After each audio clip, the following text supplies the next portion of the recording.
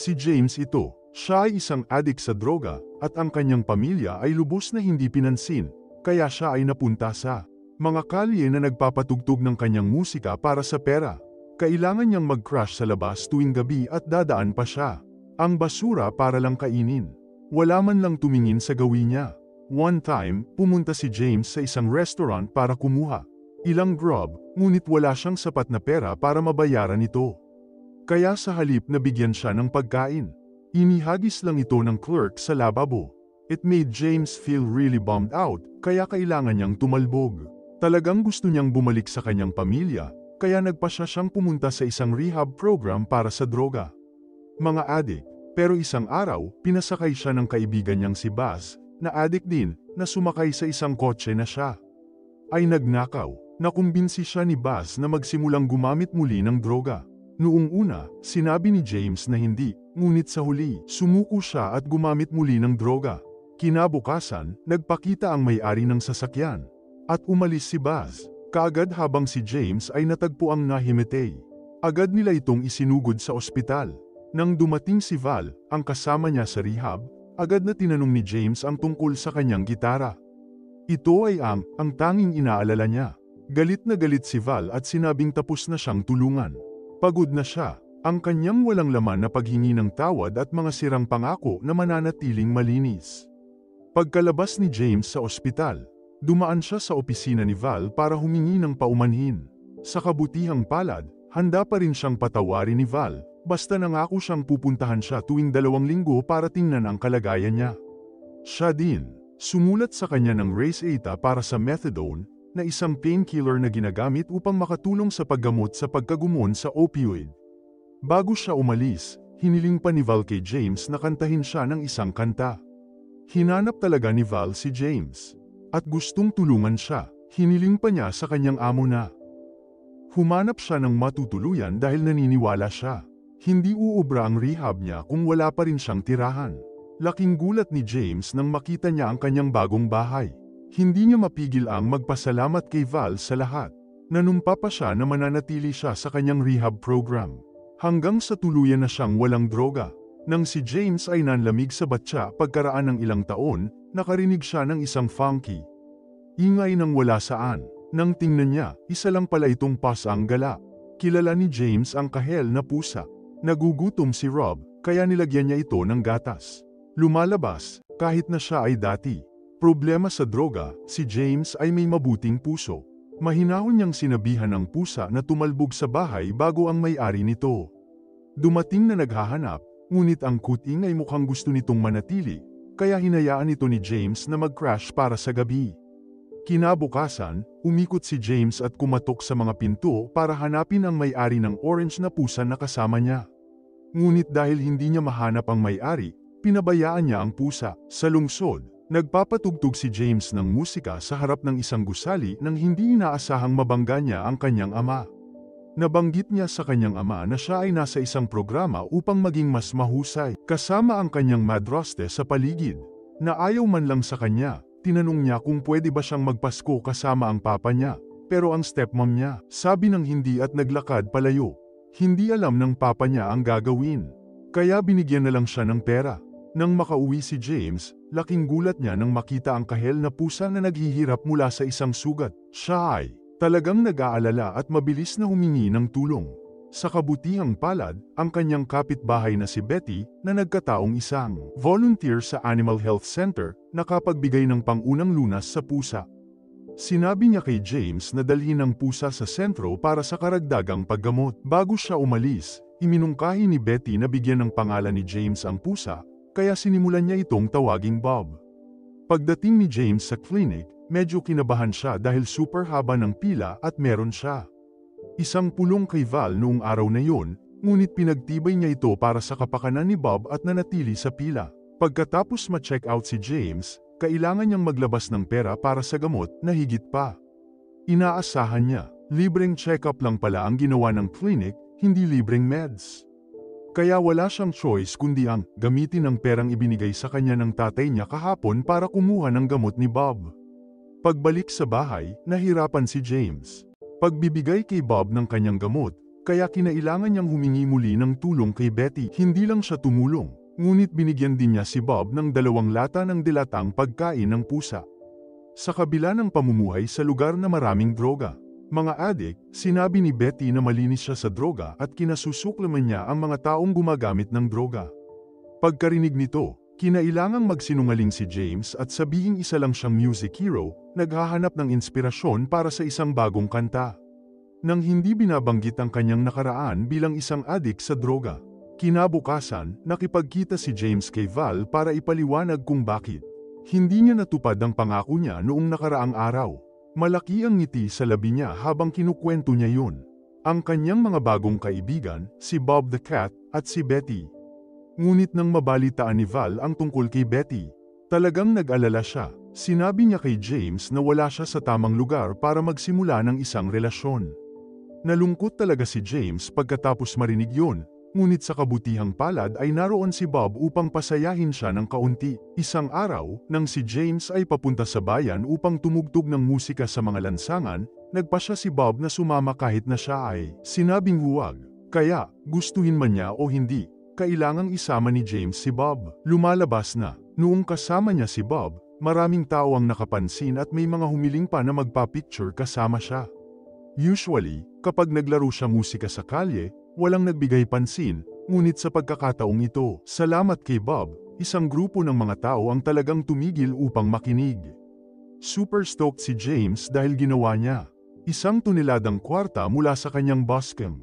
Pagkatapos, lumapit sa kanya itong matandang babae na nanood ng palabas niya noon, at sinabi na si Bob ang kanyang magiging kasama, at ang isang pusa ay maaaring maging mas mabuting kaibigan kaysa sa isang tao.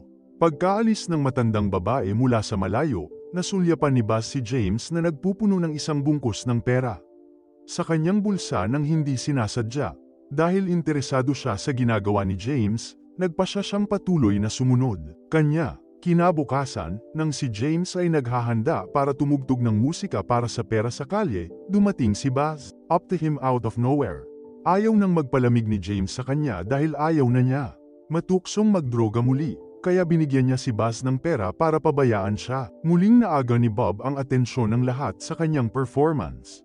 Marami siyang fans, kasama na ang matandang babae na pumunta sa kanya kahapon. Sa pagkakataong ito, dinalhan niya siya ng regalo sa Pasko, pagkain ng pusa, at isang bandana. Talagang naging inspirasyon si James sa pagkakaroon ni Bob.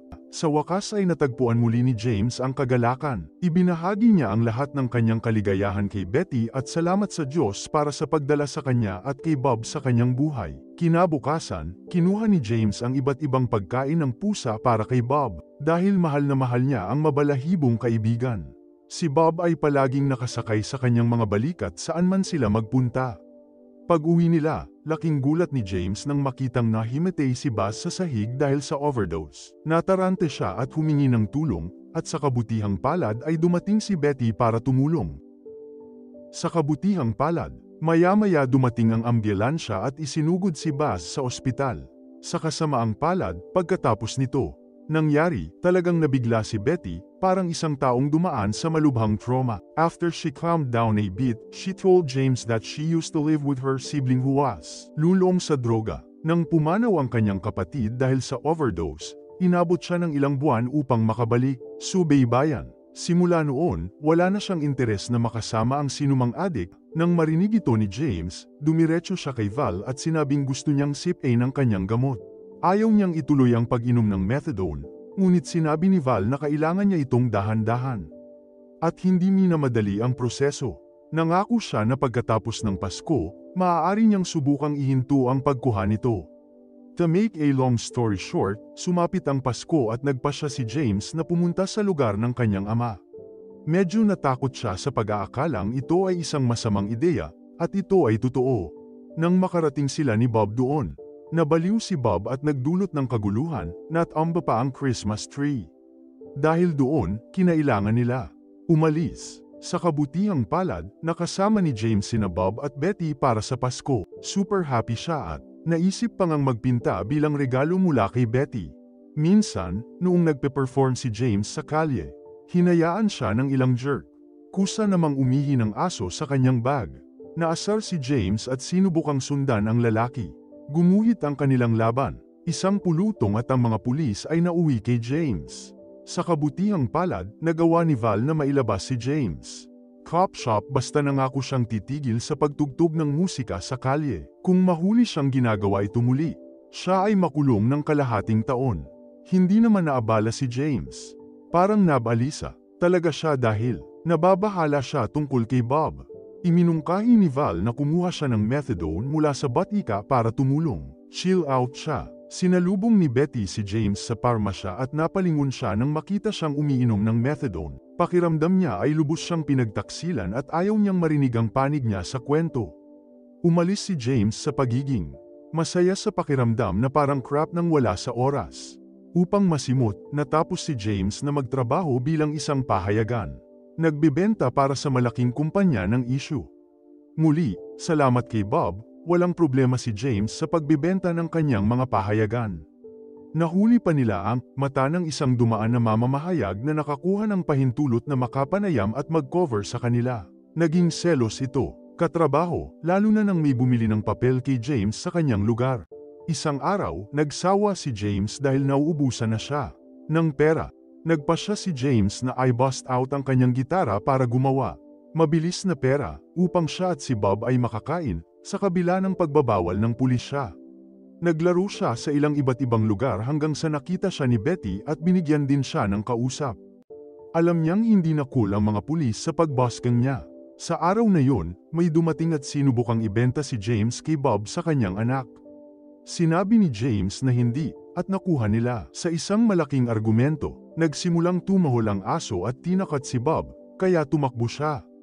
Tumakbo si James. Sumunod agad sa kanya. Matapos hanapin kung saan-saan si Bob, hindi siya mahanap ni James at nagsimula na sobrang lungkot at pag-aalala sa kaibigan niya.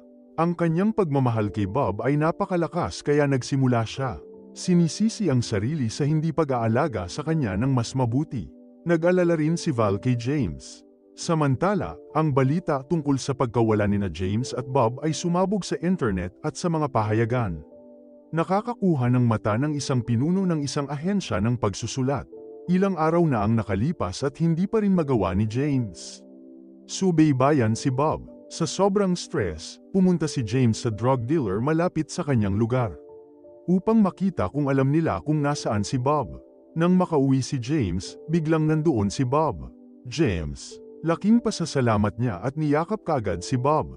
To make a long story short, binigay na ni Val si James pahintulot na magpahinga mula sa methadone sa loob ng 1 linggo. Ito ang huling yugto ng kanyang rehab. Kung i-pull off ito ni James, magiging totally drug-free na siya. Sa tabi ni Bob, tiwala si James. Kakayanin niya. Bago matapos ang kanyang rehab, nais ni James na humingi ng paumanhin kay Betty.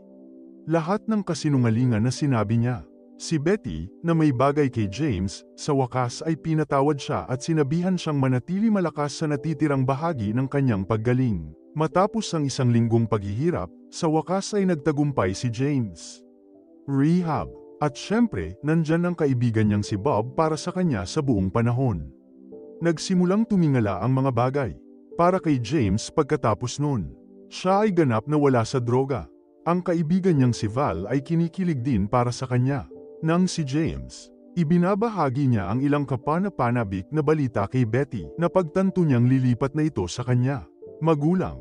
Gayunpaman, hindi ito nakita ni Betty bilang isang palm dahil maaari pa rin siyang bisitahin ni James sa kanyang bago lugar. Makalipas ang ilang araw, hiniling sa kanya ng ahensyang sumulat na may gusto kay James na makipagtulungan sa kanila. Gusto nilang magsulat si James ng libro tungkol sa kwento nila ni Bob. Nang makabalik si James mula sa pagsusulat, ahensya, gumawa siya ng 1 punto upang bisitahin ang lugar ng kanyang ama. Natuwa ang kanyang matanda nang marinig na si James yun. Bawal sa droga. James said sorry for letting the family. Inabot ng papa niya ang litrato ni James, na kanina pa niya dala-dala sa kanyang wallet. Lumalabas, hindi siya sumuko kay James. Masama lang ang pakiramdam niya dahil hindi siya naging mabuting ama. Long story short, unang book release ni James ay isang malaking bagay. Pumila ang mga tao para kunin ang mga autograph nina James at Bob. Lahat ng taong naging bahagi ng buhay ni James, tulad ni Betty, Val, at ng kanyang ama ay nagpakita rin.